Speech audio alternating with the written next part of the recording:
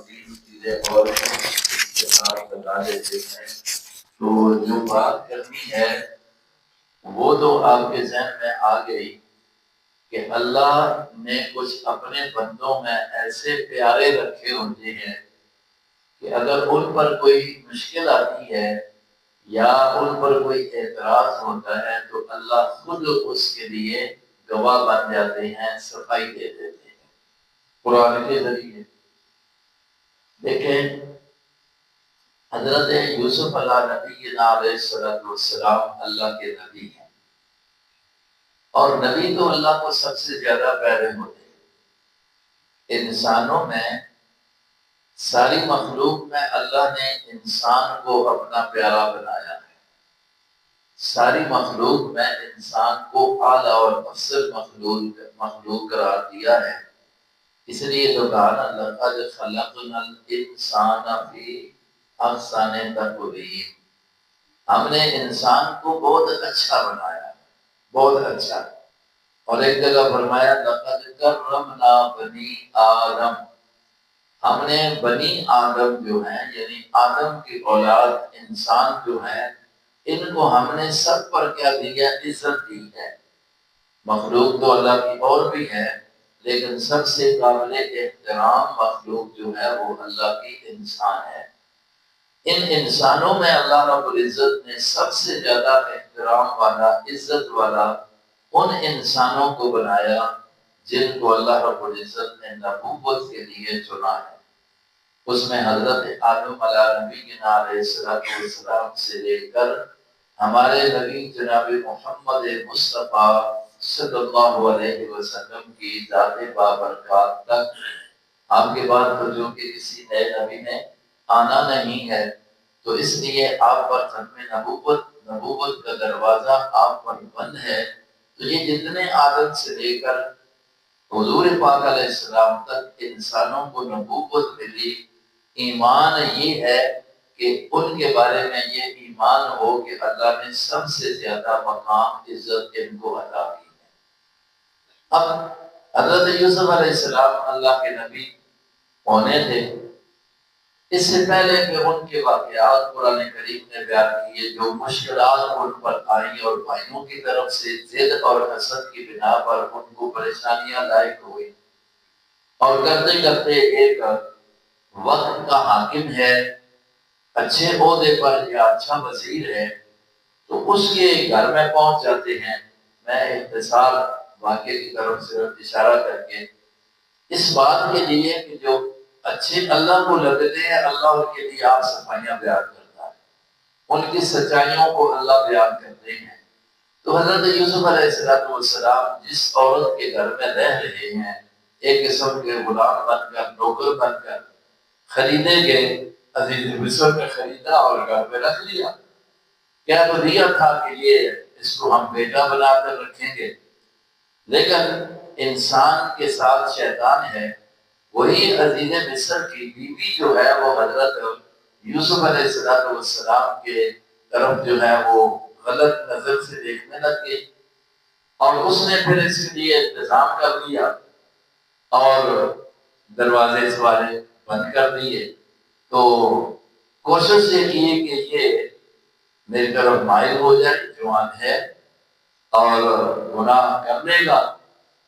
اپنی طرف جب اس نے اس کو دعوت دی تو چونکہ ان کو اللہ نے نبوت عطا کر دی تھی، نبی جو ہوتا ہے جس کو اللہ نبوت دیتے ہیں 40 سال کے بعد عام طور پر قانون ہے، لیکن اللہ کے ہاں تو وہ پہلے سے نبی ہوتا ہے، علم میں، باری میں، تقدیر میں، لوح محفوظ میں وہ پہلے سے طے ہوتا ہے کہ یہ نبی ہوگا، بچپن سے ہی پتا ہوتا ہے اللہ کو۔ تو نبی معصوم ہوتا ہے، ہر گناہ سے نبی کیا ہوتا ہے؟ معصوم ہوتا ہے۔ یہ معصوم ہونا یہ صفت ہے نبی، جو نبی نہیں ہے وہ معصوم نہیں ہے۔ معصوم ہونے کا معنی یہ ہے کہ اللہ ایسے بندے سے جس کو نبوت عطا کرتے ہیں کسی موقع پر بھی نبوت ملنے سے پہلے بھی گناہ نہیں ہونے دیتے۔ یہ اللہ نے قانون بنایا ہے کہ نبوت بڑی اچھی اعلیٰ درجے والی چیز ہے، تو ایسے شخص کو اللہ پہلے سے ہی محفوظ رکھتے ہیں گناہوں سے۔ یوسف علیہ السلام کو اس نے گناہ کی دعوت دی، دروازے بند ہیں۔ قرآن کریم نے سورۃ یوسف میں یہ تیسرے رکوع کے اندر اس کو بیان کیا ہے۔ حضرت یوسف علیہ السلام اس اکیلی جگہ پر ہیں، کمرہ بند ہے، باقی بھی سارے دروازے بند کیے ہوئے ہیں۔ یہاں کون ہے؟ یہ کہتی ہے کہ ہے تعالیٰ گناہ کی دعوت دے دی۔ اللہ رب العزت نے یوسف کی جوانی کے ساتھ ساتھ کیونکہ ان کو نبوت عطا کرنے کی تحفظ فرمایا، لیکن دیکھنا یہ ہے کہ اس مشکل وقت میں اپنی عزت کو بچانے کے لیے جہاں کوئی بھی مددگار نہیں، کوئی اور موجود نہیں ہے، تو حضرت یوسف علیہ السلام نے اس موقع پر نگاہ کس کی طرف کی ہے؟ اپنا فریاد والا معاملہ کس کے سامنے رکھا ہے؟ تو قرآن کریم خود بتا رہا ہے، قال معاذ اللہ، کہنے لگے معاذ اللہ، معنی یہ ہے کہ اے اللہ اس جگہ میرے فریاد کو سننے والا تیرے سوا کوئی نہیں، میں اس مصیبت کے اندر پھنس گیا ہوں، بچانے والا تیرے سوا کوئی نہیں ہے، اس لیے اللہ تو ہی مجھے پناہ دے، تو میری عزت کی حفاظت فرما، تو میری حفاظت فرما۔ بس جب یہ جملہ کہا، دنیا کو سبق دینے کے لیے قرآن کریم نے یہ ذکر کیا ہے کہ دیکھیں جس وقت کوئی مشکل بھی آ جائے، کوئی پریشانی آ جائے، شیطان کی طرف سے گراؤ ہو جائے، چاہے وہ شیطان انسانی شکل میں ہو یا شیطان جو ہے وہ جو جنوں کی شکل میں ہو، تو اس موقع پر بھی بندے کو اپنا دامن فریاد والا کس کے سامنے رکھنا چاہیے؟ جی اللہ کے سامنے۔ جب اللہ سے کہا اللہ تو مجھے بچا، کیونکہ بچانے والا انہو ربی احسن مثوائی، کہنے لگے بے شک میرے مالک میرے رب نے مجھے بہت اچھے ٹھکانے عطا کیے ہوئے ہیں، میں اس رب کی کیسے نافرمانی کروں، اسی سے ہی پناہ طلب کرتا ہوں کہ وہ مجھے بچا دے۔ جناب نبی کریم علیہ السلام کو بھی بڑی مشکلات تھی نا، کافر مشرک ہر قسم کا نقصان دینے کی کوشش کرتے تھے، تو آپ کو بھی اللہ نے یہ سبق دیا۔ وہ دو آخری صورتوں میں کہا میرے کام میں مقبر کہا کرو اعوذ برب الفلق، اعوذ برب الناس، اللہ مجھے تو ہی تو رب ہے نا، ان کی ہر قسم کی جو شر ہے، مخلوق کی جو شر ہے، اس شر سے اللہ تو مجھے بچا لے۔ یہ اللہ نے سکھایا اپنے نبی کو، اور نبی کو سکھانے سے مقصود یہ ہے کہ آپ اور مجھے بھی وہی بات اللہ کہنا چاہتا ہے۔ تو حضرت یوسف علیہ السلام نے اس مشکل گھڑی میں پکار کس کے سامنے رکھی، مانگا کس سے؟ جی اللہ سے۔ حضرت عطا اللہ شاہ بخاری رحمہ اللہ ہمارے اکابر علماء دیوبند میں بہت عظیم انسان گزرے ہیں، ہم نے آپ نہیں ان کو دیکھا، ہم سے پہلے مطلب ایک گزر کے اپنے اساتذہ سے یا ان کی کتابوں میں جو ان کو پڑھا ہے، اللہ نے بڑا ملکہ دیا تھا بیان کا۔ حضور کی شان بیان کرتے کرتے کہ نبی پاک علیہ السلام اتنی عظمت والے، اتنی شان والے، فرمانے لگے کہ یار جب میں نبی کی شان کو دیکھتا ہوں، نبی کے مقام کو دیکھتا ہوں، تو دل چاہتا ہے کہ سارے اسی کے سامنے جھکا دوں۔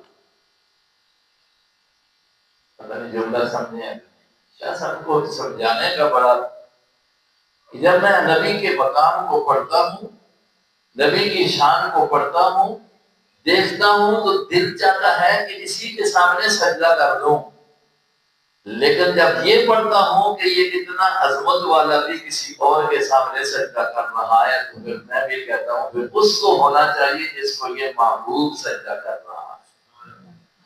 تو یوسف علیہ السلام اتنے عظیم ہو کر اس مشکل میں کس سے پناہ مانگتے ہیں؟ یہ تو بڑا مسئلہ۔ جس وقت اس نے دعوت دی برائی کی، اللہ سے مدد مانگی کہ اللہ تو ہی بچا سکتا ہے، رب کائنات نے کہا ٹھیک ہے چلو یہاں سے نکلنے کی کوشش کرو۔ کیسے نکلو؟ اللہ تالے لگے ہوئے ہیں۔ فرمایا میرے یوسف تیرا کام ہے قدم اٹھانا، تالا جانے تو میری قدرت جانے۔ اللہ اکبر۔ واستبق الباب واستبق الباب، اللہ کا قرآن کہتا ہے کہ دوڑ پڑے دروازوں کی طرف، پیچھے پیچھے یوسف کے وہ زلیخا بھی دوڑ پڑی پکڑنے کے لیے۔ واستبقا، دونوں دوڑے دروازے کی طرف۔ یوسف علیہ السلام تو نکلنے کے لیے دوڑے، وہ پیچھے پکڑنے کے لیے دوڑی۔ اللہ نے دروازوں کو کھول دیا۔ ایک دروازہ نہیں، قرآن نے کہا ہے ابواب ہے، وغلقت الابواب، بہت سارے دروازے اس نے بند کیے ہوئے کے دروازے کھول کے جس وقت باہر پہنچتے ہیں تو دیکھا کہ وہ اس عورت زلیخا کا خاوند بھی باہر کھڑا ہے۔ عزیز مصر، تو عورت ہے نا فوراً بدل گئی اور کہنے لگی آپ بتائیں۔ واستبق الباب وقدت قميصه من دبر والف يا سيدها لدى الباب، دونوں نے دیکھا کہ وہ دروازے پر وہ مالک، وہ سردار، وہ عزیز مصر کھڑا ہے۔ بیوی اس کی فوراً کہنے لگی اب بتا اس کو کر رکھا ہے، اس نے تو تیری عزت پر ہاتھ ڈالا۔ فوراً الزام کس پر لگا دیا؟ حضرت یوسف علیہ السلام، اور کہنے لگی کہ اب بتا کہ اس کی سزا کیا ہے؟ سزا تو یہ ہونی چاہیے کہ اس کو قید میں ڈالو۔ آپ ہی سزا بھی تجویز کر دی۔ یوسف علیہ السلام کہتے ہیں ہی راودتنی عن نفسی، ہی راودتنی عن نفسی، اس نے خود میرے اوپر حملہ آور ہونے کی کوشش کی ہے، مجھے برگلانے کی کوشش کی ہے، میرا تو ارادہ بھی ادھر نہیں ہوا۔ اب کون مانتا ہے؟ تو کہہ رہی ہے، وہ کہہ رہی ہے کہ یہ مجرم ہے۔ یوسف علیہ السلام فرما رہے ہیں کہ میں مجرم نہیں ہوں، مجرم یہی عورت ہے۔ اب گواہی کون دے؟ اب وہاں کون تھا کہ وہ بتائے کہ یوسف سچ کہہ رہا ہے؟ اللہ رب العزت نے کیا انتظام کیا؟ بعض مفسرین کی رائے کے مطابق کہ ایک چھوٹا بچہ اور اسی خاندان کا، اسی عورت کی خاندان کا، شہید شاہد من اہلها ان کان قمیصه قد من قبل فصدقت وهو من الكاذبین، اللہ نے ایک چھوٹے بچے کو جس کا عام بولنے کا مسئلہ نہیں ہوتا، عادت نہیں ہے، لیکن وہ چاہے تو عیسیٰ کو گود میں 2 دن کا بچہ بلا دے، چاہے تو وہ حضرت جبیر رضی اللہ عنہ ایک بزرگ تھے ان پر تہمت لگی تھی، وہاں بچہ جو ہے بول کر گواہی دینے کا کیا، اور یہاں پر بھی بعض حضرات مفسرین کی رائے کے مطابق کہ یہ بھی بچہ تھا اور بچپن تھا، اللہ نے اس کو بلوا دیا اور یوسف علیہ السلام کی صداقت کے لیے گواہ بن گیا۔ کیوں؟ کہ یوسف اللہ کو پیارے تھے۔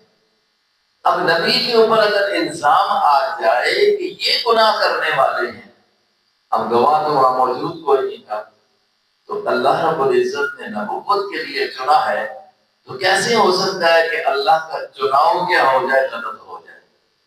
اللہ نے اس بچے سے کہلوا دیا کہ اگر دیکھو قمیص یوسف کی سامنے سے پھٹی ہے تو پھر یہ اللہ عمل ہوا ہوگا اور اس کی غلطی ہے، یہی جھوٹا ہے اور عورت سچی ہے، لیکن وَإِنْ كَانَ قَمِيصُهُ قُدَّ مِن دُبُرٍ فَكَذَبَتْ وَهُوَ مِنَ الصَّادِقِينَ، پھر یہ عورت جھوٹی ہے اور یہ سچا ہے۔ اب ان کی سچائی فَلَمَّا رَأَىٰ قَمِيصَهُ قُدَّ مِن دُبُرٍ، جب دیکھا گیا تو قمیص پیچھے سے پھٹی ہوئی ہے، تو یہ گواہی ان کے حق میں ہے۔ کس نے گواہی؟ کس سے؟ چھوٹے سے بچے سے۔ اب یہ بچہ اندر تو موجود نہیں تھا، اگر کوئی اور گواہ بنا ہے اس کے خاندان کا، بعض مفسرین نے دیا ہے کہ اس کے خاندان کا کوئی دوسرا بندہ تھا، بچہ نہیں تھا، دونوں طریقے پر یہ اندر تو موجود نہیں تھے نا، تو پتہ چلا ہے نا کہ علماء نے اسی لیے لکھا کہ گواہ جو ہے نا گواہی دے سکتا ہے چاہے موقع کا نہ بھی ہو، لیکن اس کو پورا حقیقت حال کا پتہ ہو، اپنے یقینی علم کے اوپر وہ گواہ بن سکتا ہے۔ کچھ لوگوں نے تو یہ کہہ دیا تھا کہ شاہد وہ ہوتا ہے، گواہ ہوتا ہے جو حاضر ناظر ہو۔ اِنَّا أَرْسَلْنَاكَ شَاهِدًا وَمُبَشِّرًا، قرآن کی تحریف کر دی اور اپنے غلط نظریے کو ثابت کرنے کے لیے۔ تو یہاں پر بچہ تو اندر موجود نہیں تھا، یا جو گواہ بنا ہے وہاں پر موجود نہیں تھا، اللہ رب العزت نے اس کے دل میں بات ڈالی، اس کی زبان سے نکالا اور کہہ دیا کہ ایسی صورت بنتی ہے، تو اگر اس صورت کو دیکھو تو پھر یوسف ہی سچا بنتا ہے۔ تو یوسف کی سچائی کو، ان پر جو الزام لگ رہا تھا، اللہ رب العزت نے اس کی صفائی کرا دی۔ ایک موقع پر یہ تو نبی تھے نا یار، یہ تو نبی ہیں، اور عام نبی نہیں ہے لیکن اللہ کا پیارا ہے، اس کی طرف بھی دیکھ لیتے ہیں۔ حضرت صدیق اکبر رضی اللہ عنہ نبی کے صحابی ہیں، ساتھ ساتھ نبی کے سسر ہیں جی، اور اس امت کے نبی کے بعد سب سے پہلے خلیفہ ہیں۔ نبی کی موجودگی میں جن کو اللہ کے نبی نے خود اپنے مصلی پر امامت کے لیے کھڑا کیا، وہ ہیں صدیق اکبر رضی اللہ عنہ۔ وہ ہیں صدیق اکبر رضی اللہ عنہ کہ جنہوں نے سب کچھ دیا ہے، جنہوں نے سب کچھ دیا ہے اسلام کے لیے۔ ایک موقع پر یہودیوں کے مکتب میں چلے گئے، ان کا مدرسہ، سکول جہاں وہ اپنی تعلیم کیا کرتے تھے، حضرت صدیق اکبر وہاں چلے گئے۔ وہاں یہودی ان کا جو استاد تھا، معلم تھا، امام تھا، اس لحاظ سے ان کا پیشوا۔ صدیق اکبر رضی اللہ عنہ نے کہا، علامہ ابن کثیر رحمہ اللہ نے یہ واقعہ نقل کیا ہے حدیث کی کتاب سے۔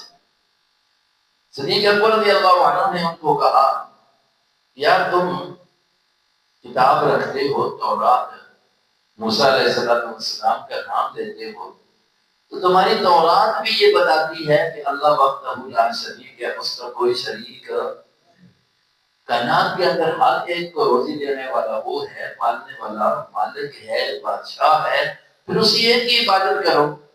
تمہارا نبی جو عزیر علیہ السلام ہے، وہ تمہیں تعلیم بھی یہی دے کر گئے ہیں، تمہارے موسیٰ علیہ السلام تمہیں یہی تعلیم دے کر گئے ہیں، تمہیں ان کی تعلیم کو چھوڑ کر تم نے عزیر علیہ السلام کو اللہ کا بیٹا بنا دیا ہے، حالانکہ وہ ذات وہ ہے کہ لم یلد ولم یولد، نہ اس کی کوئی اولاد ہے نہ وہ کسی کی اولاد ہے، تو تم نے یہ کام شروع کر دیا ہے۔ تو وہ یہودی کا ایمان جو ان کا اس وقت پیشوا تھا، وہ کہنے لگا کہ تم اس خدا کی بات کرتے ہو کہ جو خود فقیر ہے، ہم تو غنی ہیں، وہ تو کیا ہے، فقیر ہے، ہم تو غنی ہیں، کیوں یار یہ تو کیوں کہہ رہا ہے؟ کہنے لگا تمہارا قرآن نہیں کہتا کہ من ذا الذی یقرض اللہ قرضا حسنا، کون ہے جو اللہ کو قرضہ اچھا دے؟ اور تمہارے قرآن میں نہیں آیا ہوا کہ اقرض اللہ قرضا حسنا، اللہ کو اچھا قرضہ دو؟ تو اللہ گویا کہ اپنے لیے قرضہ مانگتا ہے، تو وہ تو ہوا فقیر، ہم ہوئے غنی۔ بات سمجھ آ رہی ہے جی؟ نہیں آ رہی؟ سب کو آ رہی؟ یہ اس نے اعتراض کیا تو کس کی توہین کی جی؟ اللہ کی ذات کی توہین کر دی۔ صدیق اکبر مسلمانوں میں وہاں پر اکلے ہیں اور ان کے بندے موجود ہیں۔ صدیق اکبر رضی اللہ عنہ نے جب اس کی یہ بات سنی نا کہ یہ کہتا ہے کہ اللہ فقیر ہے اور ہم غنی ہیں، صدیق نے ماری نہ بیٹھ اب زہر باندھ ہے کہ ان کے ماحول میں جا کر ایک معلم استاد کو، ان کا جو استاد ہے اس نے جو گستاخی کی تو صدیق اکبر نے مارا، مسئلہ نہیں۔ اب وہ آئے چلو اس جا کر شکایت لگاتے ہیں جناب نبی کریم علیہ السلام کو کہ اس نے مارا ہے. نبی علیہ السلام کی دربار میں پہنچے یہودی. اگر کہا تھا آپ نبی ہیں، صدیق کے نبی ہیں، صدیق آپ کا امتی ہے، ہم آپ کے پاس انصاف دینے کے لیے آئے ہیں کہ صدیق نے ہمارے اس استاد کو مارا ہے. وہ کہنے لگا جی مجھے اس نے مارا ہے. جناب نبی علیہ السلام نے صدیق اکبر کو بلوایا کہ بلاؤ، قانون تو یہ ہے کہ کوئی کسی کو زیادتی کرے گا تو اس کا بدلہ تو لینا پڑے گا. یہ تو انصاف ہے، نبی نے انصاف ہی دلانا تھا. یہودیوں کو بھی یقین تھا کہ نبی انصاف دلائے گا. آج مسلمان کو نبی کی باتوں پر کہ وہ انصاف والی نہیں ہے، اعتبار نہیں ہے. یقین ہے یہودی بھی اعتبار کرتے تھے کہ نبی انصاف کرتا ہے. اس پر بہت سارے واقعات اور پھر اس کے بعد صحابہ کے واقعات یہ ہیں کہ بڑے عجیب عجیب ہیں. ایک موقع پر وہ بھی انصاف کی بات بتاؤں کہ حضرت علی رضی اللہ عنہ کی زرہ چوری ہوگی. زرہ جو میدان جہاد میں پہنی جاتی ہے، وہ قمیص کہہ دیں، وہ جیکٹ کہہ رہے، وہ چوری ہوگی. دعویٰ دائر ہوا کہ ایک یہودی نے چھپائی ہے. اس وقت کا حضرت علی رضی اللہ عنہ وقت کے خلیفہ ہیں، وقت کے حاکم ہیں، تو انہوں نے دعویٰ دائر کر دیا کہ میری جو ہے یہ چوری ہو گئی ہے. حضرت قاضی شریح بہت بڑے ایک محدث اور تابعی ہیں، صحابی بھی نہیں ہیں، لیکن ان کے دور میں، حضرت علی کے دور میں وہ قاضی تھے، اسلامی قاضی تھے. آج کل تو جج کہتے ہیں نا، لیکن اسلام میں قاضی کہتا ہے. وہ اسلامی قاضی تھے. حضرت علی کا دعویٰ ہے ایک یہودی پر وہ مطالع ہے. آئے فرمایا علی کو آؤ عدالت میں. سامنے آ گیا. وقت کا بادشاہ ہے، اسلام اس کو کہتے ہیں. وہ آ کر دربار میں کھڑا ہے، عدالت میں کھڑا ہے. یہودی آ گیا، بلایا گیا. جی یہ آپ پر دعویٰ کر رہی ہے کہ اس نے میری زرہ چرائی ہے. فرمایا گواہ لاؤ. دعویٰ جو کرتا ہے اس کے لیے گواہ کی ضرورت ہوتی ہے. حضرت علی رضی اللہ عنہ نے اپنا بیٹا اور ایک اپنا غلام پیش کیا کہ یہ میرے گواہ ہیں کہ میری وہ زرہ چوری ہوئی ہے اور اس نے چھپائی ہے.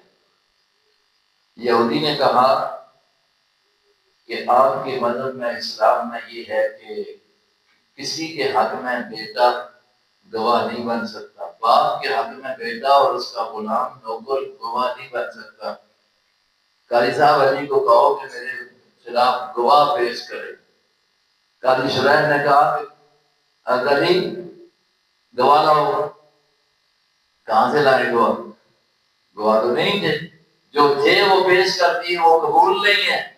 یہ ہے انصاف، یہ ہے اسلامی عدالت کہ حاکم وقت بھی جو ہے، وقت کا خلیفہ بھی جو ہے اور علی جیسا خلیفہ ہے، وہ بھی اپنے قاضی کے، اپنے جج کے، عدالت کے کٹہرے میں کھڑا ہو کر اپنے دعوے کے لیے گواہ جب پیش کرتا ہے تو اس کا قاضی کہتا ہے، اس کا ملازم ہے، اس کا نوکر ہے، وہ کہتا ہے کہ تیری گواہی ایک بچہ تیرا بیٹا، تیرا غلام تیرے حق میں گواہی نہیں دے سکتا، کوئی اور گواہی لاؤ.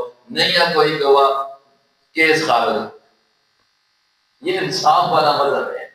پھر نبی علیہ السلام تو فرمایا بناؤ صدیق اکبر کو. صدیق آگے. یہودی کہتے ہیں اس نے مجھے مارا ہے. صدیق نے کہا بالکل مارا ہے، انکار نہیں کیا. اگر انکار کرتے تو صدیق کہاں رہتے؟ بالکل مارا ہے. لیکن یا رسول اللہ مارا کس وجہ سے ہے؟ کم از کم اس کو بھی تو پوچھو میں کیوں مارا ہے. جی کیوں مارا؟ مارا اس لیے کہ اس نے گستاخی رب کی کی ہے. اور مسلمان کے سامنے رب کی گستاخی ہو وہ کیسے برداشت کرے؟ ہم اپنے چیزوں کے لیے جو ہمارے کسی کو کوئی گالی دے تو نہیں برداشت کرتے، کوئی اللہ کو گالی دے، کوئی دین کو گالی دے، کوئی نبی کو گالی دے، کوئی کسی نبی کے یار کو گالی دے، برا بلا کہے کہ مسلمان کیسے بتا؟ اسلام ہو تو پھر یہ حیا ہے نا، جو اسلامی حیا ہے وہ پھر اس پر بندے کو برداشت نہیں ہونے دے گا. لازمی بات ہے کہ صدیق اکبر کے اندر وہی ایمانی جذبہ تھا جس بنا پر اس کو مارا. قاضی مارا اس لیے ہے کہ اس نے رب کی گستاخی کی ہے. رب کو فقیر کہا ہے کہ ہم غنی ہیں. نبی پاک علیہ السلام کو اس نے کہا میں نے نہیں کہا، یہودی انکار کر گیا، جھوٹ بولنے لگا۔ تو قانون تو یہی ہے کہ حضور نے کہا صدیق پھر گواہ ہے، اس پر گواہ رہا۔ اب گواہ کون ہو؟ وہاں تو کوئی نہیں تھا۔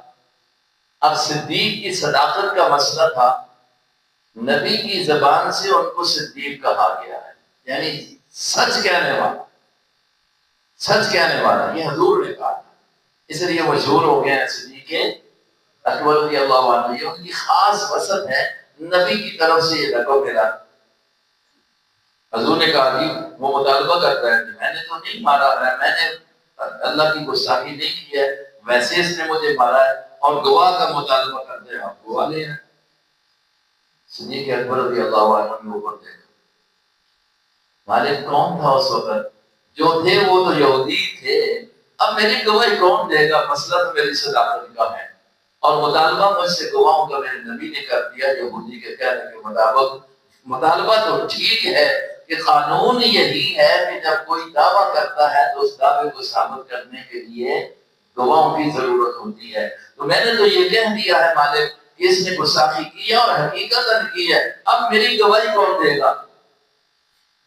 اسی حالت میں تھے تو اللہ نے جبرائیل امین بھیجا۔ سورہ آل عمران ہے، اسی قسم کی آیت ہے، اور چوتھے سپارے کے اندر بالکل تقریباً 2 رکوع، آخری رکوع سے پہلا رکوع شروع ہوتا ہے، وہاں پر پھر جبرائیل امین نے لائے اور آ کر یہ قرآن کی آیت نازل کی ہے۔ اگر آپ دیکھنا چاہتے ہیں تو سورہ آل عمران چوتھا سپارہ ہے، اور بالکل آخری پاس سے پہلا رکوع جو ختم شروع ہو رہا ہے، اس میں یہ آیا قد سمع اللہ قول الذی تجادل لقد سمع اللہ قول الذین قالوا ان اللہ فقیر ونحن اغنیاء۔ اس نے کیا کہا تھا؟ اللہ فقیر ہے، ہم ہے، اور زکوٰۃ ہے نا۔ اللہ جو کہتا ہے قرضہ دو، قرضے کا معنی کیا ہے؟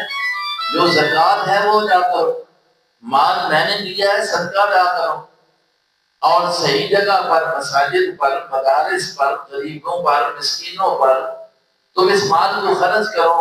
اس کو اللہ نے کہا ہے کہ گویا تم یہ مجھے قرضہ دے رہے ہو، میں تمہیں اس کا بدلہ ادا کروں گا ضرور۔ تو یہودیوں نے کہہ دیا کہ قرضہ آپ سے مانگ رہا ہے، تو وہ فقیر ہو گیا ہے، اللہ غریب ہو گیا ہے، ہم تو غنی ہم سے مانگ رہا ہے۔ تو اس پر گواہ جو ہے حضرت صدیق کے پاس تو کوئی نہیں تھا، جو وہاں پر تھے یہودی موجود تھے، وہ بھی کہہ رہے تھے نہیں جی سارے امام صاحب ایویں مارے ہیں جی، یہ کدو گستاخی کر رہے تھے، بڑے بزرگ بندے انہوں نے ایویں مارے ہیں جی صدیق اکبر میں۔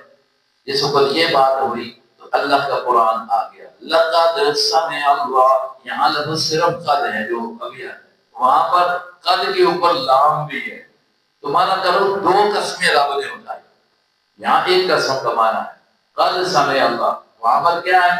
لقد سمع اللہ، بالکل پکی اور پکی ٹھکی بات ہے، سمع اللہ، اللہ نے اس کی بات کو سن لیا، جس نے یہ کہا ہے کہ اللہ فقیر ہے اور ہم غنی ہیں، یعنی اللہ خود گواہ بن گیا کہ اس نے یہ بات کہی ہے۔ یہ کس کی صفائی اللہ نے پیش کر دی؟ جی صدیق، اب صدیق اکبر پر دیکھو الزام آتا نا، گواہ نہ لاتے ہیں تو گواہ تھے نہیں، تو لازمی بات ہے کہ نبی فیصلہ دیتے کہ تو نے زیادتی کے ساتھ مارا ہے۔ یہودی کا خیال تو یہ تھا کہ یہ فیصلہ ہوگا، گواہ اس کے پاس ہوں گے نہیں، نبی فیصلہ کرے گا تو میں بدلے میں مار لوں گا۔ اللہ رب العزت نے صدیق کی صفائی آسمانوں سے قرآن میں نازل فرمایا۔ تو میں نے شروع میں جو بات کہی ہے پتہ نہیں آپ کے ذہن میں ہوئی ہوگی نہیں، کہ بعض بندے اللہ کو اتنے پیارے ہوتے ہیں کہ ان پر انگلی اٹھے تو رب خود ان کے لیے کیا دے دیتا ہے؟ صفائی دے دیتا ہے۔ سمجھا؟ یوسف علیہ السلام پر الزام لگا، عورت نے لگایا، رب نے صفائی دے دی، اور اسی طریقے سے حضرت صدیق پر الزام لگا تو صفائی کس نے دے دی؟ گواہ کون بن گیا؟ اللہ کا قرآن بن گیا۔ اسی طرح سورہ نور آپ پڑھیں، حضرت صدیق کی بیٹی حضرت سارے نام لے لو آپ پتہ ہے اما عائشہ صدیقہ رضی اللہ عنہا، سارے ایمان والوں کی جتنی بھی نبی کی بیویاں ہیں وہ مائیں ہیں، اور حلالی بیٹے جو ہوتے ہیں وہ ماؤں کی قدر کرتے ہیں، حلالی بیٹے اپنی ماؤں کی قدر کرتے ہیں، یہ مائیں ہیں۔ قرآن نے یہ کہا ہے کہ امہات المومنین، آپ اللہ کی وازواجہ محمد الرسول اللہ کی جتنی بیویاں بھی ہیں 11 نبی کے حرم میں آئی ہے، فرمایا وہ ساری کی ساری ایمان والوں کی مائیں ہیں۔ تو ایمان والا جو ہوگا تو ان کا احترام محدود رکھے گا، ماں سمجھے گا۔ ہاں جو ایمان سے خالی ہے تو پھر اس کی اپنی مرضی کی بات ہے۔ حضرت صدیقہ پر بھی، عائشہ صدیقہ رضی اللہ عنہا پر بھی، صدیق کی بیٹی ہیں، بڑے عظمت والی عورت ہے، لیکن وہ نہیں۔ اس واقعے کو ذرا دیکھو، مدینہ منورہ میں تھے، نبی پاک علیہ السلام ایک جہاد کے لیے گئے اور عائشہ صدیقہ بھی ساتھ تھی۔ حضور کا معمول ہوتا تھا کہ بعض اوقات جہاد میں جاتے تو کوئی نہ کوئی بیویوں میں سے ایک یا دو ساتھ لے جایا کرتے تھے، خدمت وغیرہ کی ضرورت پڑتی، خود بیویوں کے بھی یہ چاہت ہوا کرتی تھی، ان کی دلجوئی کے لیے نبی علیہ السلام پورا اندازی کیا کرتے تھے، جس کا نام نہیں ہوتا اس کو ساتھ لے جاتے۔ اس میں عائشہ صدیقہ ساتھ تھی۔ جہاد سے واپسی پر واپس ہوئے ہو گئے، ایک جگہ ٹھہرے نبی پاک علیہ السلام، تو عائشہ صدیقہ وہاں صبح کا ٹائم ہوا نکلنے کا، تو وہ تقاضے کے لیے سیر پر گئی۔ نبی پاک علیہ السلام نے قافلے کو حکم دیا کہ چلو بھائی۔